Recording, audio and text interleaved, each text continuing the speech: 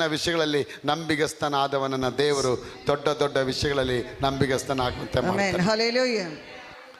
ನಂಬಿಗಸ್ತನಾಗುವಂತೆ. ಎಷ್ಟೋ ಅವನಿಗೆ ಆಸೆಗಳು ಬಂತು, ಸೈತಾನ್ ಎಷ್ಟೋ ತಡೆಗಳು ತಂದ, ಅವನ ಲೈಫೇ ಸರ್ವನಾಶ ಮಾಡ್ದ, ಅನಾಥನಾಗಿ ಮಾಡ್ದ.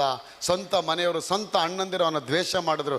ಎಲ್ಲಿವರೆಗೆ ರಾಜ್ಯ ಅವರನ್ನು ದ್ವೇಷ ಮಾಡಿದ್ರು, ಅವನ ಕೊಲೆನೇ ಮಾಡಬೇಕು, ಅವನ ಕೊಲೆನೇ ಮಾಡಿ ಅವನ ಹೊರಗಡೆ ಹಾಕಬೇಕು ಅಂತೇಳಿ ಅವನಿಗೆ ದ್ವೇಷ ಮಾಡ್ತಾರೆ. ಯಾಕಂದರೆ ಅವನು ಅನೇಕ ಕನಸುಗಳನ್ನ ಕಾಣ್ತಾ ಇದ್ದ.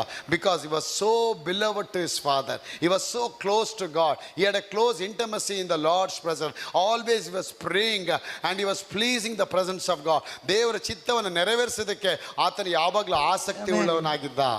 ನನ್ನ ಪ್ರಿಯ ಮಕ್ಕಳೇ, ಆ ಆಸಕ್ತಿ ಅನ್ನೋದು ಅದಕ್ಕೆ ದೇವ್ರ ವಾಕ್ಯತೆ, ಅವನು ನನ್ನಲ್ಲಿ ಆಸಕ್ತನಾಗಿರುವುದರಿಂದ ನಾನು ಅವನನ್ನು ಉದ್ಧರಿಸುತ್ತೇನೆ.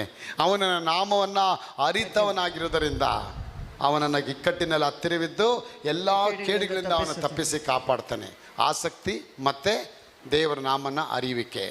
When you know the power of the name of Jesus, when you love the name of Jesus, God says I will lift you above all the mountains.